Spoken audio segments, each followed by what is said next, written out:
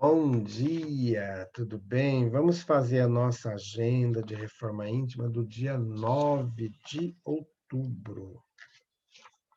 Reflexão e vivência em torno do Evangelho. Em seguida, disse-lhes esta parábola: Havia um homem riquíssimo, cujas terras produziram abundantes frutos, e que pensava consigo mesmo: que hei de fazer? Não tenho onde guardar o que colhi. Lucas 12, 16 a 17. Meta do mês: desenvolver o amor e a justiça na construção da paz.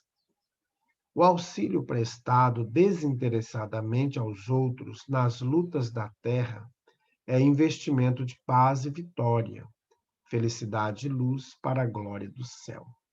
André Luiz, no livro Correio Fraterno.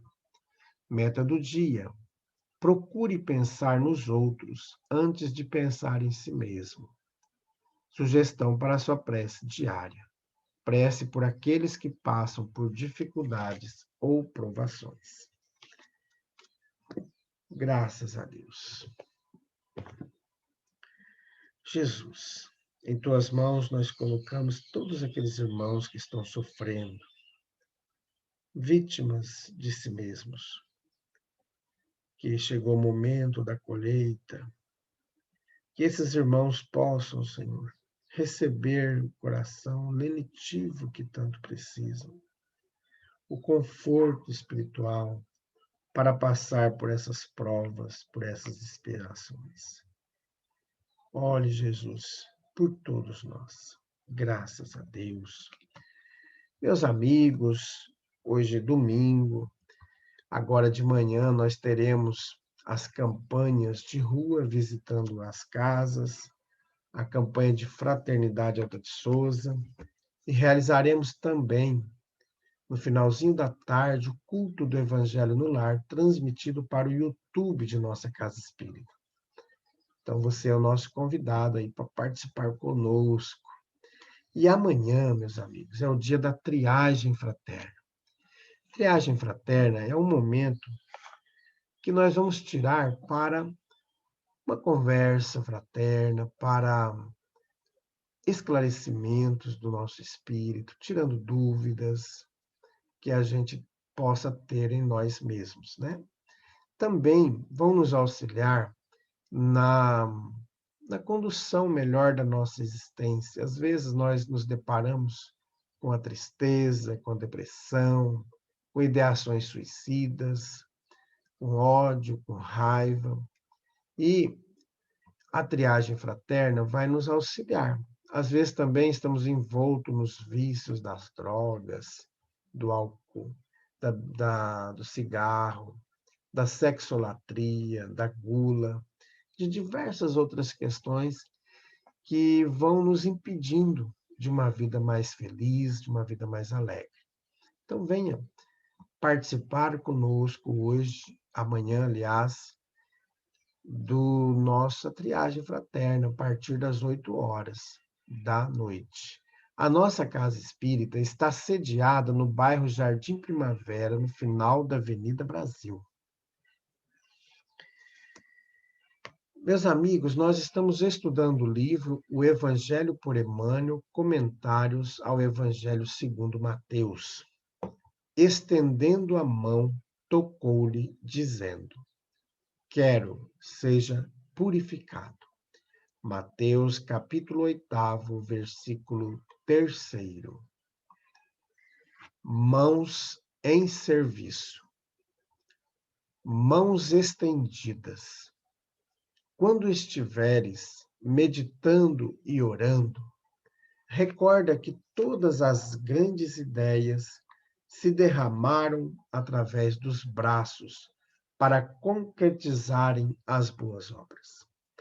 Cidades que honram a civilização, indústrias que sustentam o povo, casa que alberga a família, gleba que produz, são garantidas pelo esforço das mãos.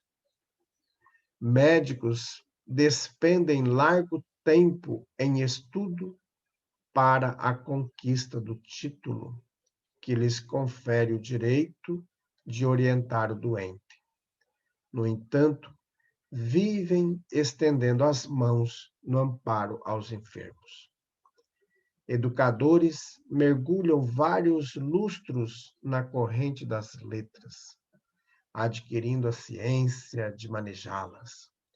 Contudo, gastam um longo trecho da existência, estendendo as mãos no trabalho da escrita. Cada reencarnação de nosso espírito exige braços abertos do regaço maternal que nos acolhe. Toda refeição para surgir pede braços em movimento. Cultivemos a reflexão para que se nos aclare o ideal, sem largar o trabalho que nulo realiza. Jesus, embora pudesse representar-se por milhões de mensageiros, escolheu vir ele próprio até nós, colocando mãos no serviço, de preferência em direção aos menos felizes. Pensemos nele, o Senhor, e toda vez que nos sentirmos cansados, suspirando por repouso em débito, lembremo-nos de que as mãos do Cristo, após socorrer-nos e levantar-nos longe de encontrarem apoio repousante, foram cravadas no lenho do sacrifício, do qual, conquanto encarnecidas e espancadas, ainda se despediram de nós, entre a palavra do perdão e a serenidade da bênção.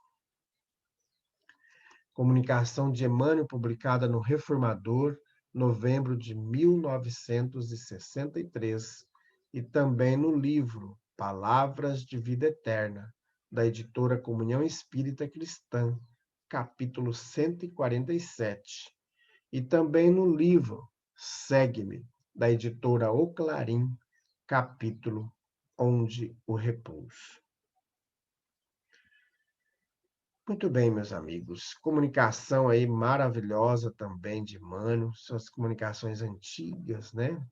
A de ontem era de 1958 e a de hoje também da década de 60, né? Então a gente vê aí que essas comunicações elas são reais, né? São ainda de hoje, como se estivesse falando para todos nós. Então, nós devemos sempre, quando eu já tenho falado isso em outras vezes, né? A importância de desenvolver no nosso coração a gratidão, mas não aquela gratidão que a gente, porque não pode, algumas pessoas têm resistência em falar obrigado e tal, aí se torna uma coisa rotineira, sem sentido, que a pessoa simplesmente fala gratidão por falar gratidão, né? E a gente esquece de perceber a profundidade de ser grato. Então, a gratidão pelo alimento que nos serve, né? Então, a gente vai num restaurante, por mais que as pessoas estão ganhando para fazer aquele alimento, é um trabalho que elas estão realizando, né? Para construir, para produzir um alimento que venha de encontro com a realidade e necessidade daquelas pessoas que vão ali naquele estabelecimento. E o empenho que se coloca para ter uma qualidade, para que o alimento seja saudável, para que amanhã a gente tenha vontade de retornar lá e alimentar novamente. Então, mas para esse alimento chegar até ali, quantas mãos não foram utilizadas? Desde o agricultor, na sua produção familiar, aquele que produz em grande escala, que utilizaram muitas outras pessoas para ali colocar o preparo da terra, colocar a semente, cultivar a plantinha até a sua produção, até depois a sua colheita, o transporte que é utilizado, a máquina que beneficia aquele produto, até aquele produto ser embalado, chegar em nossos lares. Então a gente vê que para o pãozinho, por exemplo, chegarem na nossa casa, quantas mãos ali não passaram, desde o grãozinho do trigo que foi colocado na terra até chegar no que está. E se a gente for avaliar, antes da sementinha do trigo ser colocada na terra, muitas outras mãos vieram para a produção daquela semente. Então, nós temos que sempre ampliar esses horizontes, né? Pessoas que nos trabalhos públicos, nas empresas privadas, quantas pessoas estão ali? Elas precisam do ganho, precisam, mas tem muita gente que vai além do salário que recebe, né? Elas são mais dedicadas, elas têm um atendimento mais amável, mais acolhedor, que mais empático, que até o não que ela diz não é um não que machuca, mas é um não que esclarece. Então, assim, então, nós irmos trabalhando isso no nosso coração no decorrer do dia, da semana, do ano, trabalhando a questão da gratidão. Né? O professor que estudou, que está ali auxiliando o nosso filho nas primeiras letras. E muitas vezes nós, por nossa irresponsabilidade, transferimos para o professor a educação moral dos nossos filhos. E quem dá essa educação moral somos os pais, né? Então, a gente não pode transferir para a escola a responsabilidade da educação moral, da educação cristã dos nossos filhos. A escola tem a obrigação da instrução, do esclarecimento, instrução da alfabetização das letras, né? Então, do conhecimento no geral, esse é o compromisso da escola, e não de educar nossos filhos. Então, veja que muitos e muitas mãos nos sustentam na caminhada, né? A nossa roupa, se a gente for fazer a linha de trabalho, até a nossa roupa chegar aqui, né? Para a gente vestir, os medicamentos. Então, meus amigos, é muito importante nós percebermos quantas mãos nos colocam na roda da vida. E aí temos esse ato de gratidão a Deus por tantas pessoas que nos sustentam, assim como nós também sustentamos muitas outras. Vamos fazer prece? Graças a Deus.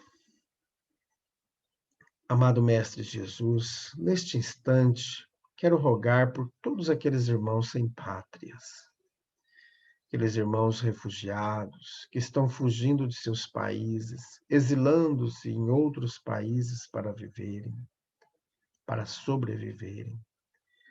Principalmente, Jesus, olhe pelas crianças, pelos idosos, que são os que mais sofrem, vitimados pelo refúgio, pelas guerras, que não revelam mais do que o orgulho humano. Amado Mestre Jesus, que esses irmãos recebam nos países em que estão sendo abrigados o acolhimento, a paz, a serenidade, a dignidade humana. Fica conosco, Jesus. Graças a Deus, que Deus seja louvado. Meus amigos, tenhamos um dia maravilhoso. Fiquemos em paz e que Deus nos abençoe a todos.